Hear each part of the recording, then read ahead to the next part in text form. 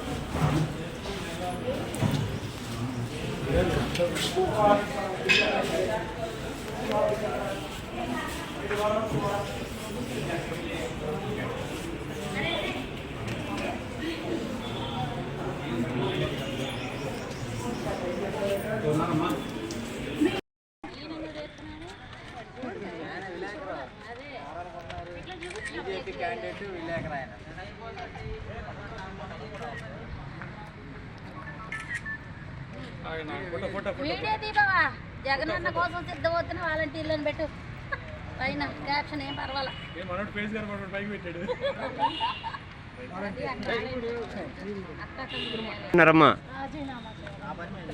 అది తర్వాత ఇప్పుడు చేసేదైతే జగనన్న గెలిపించుకోవడమే మా పని.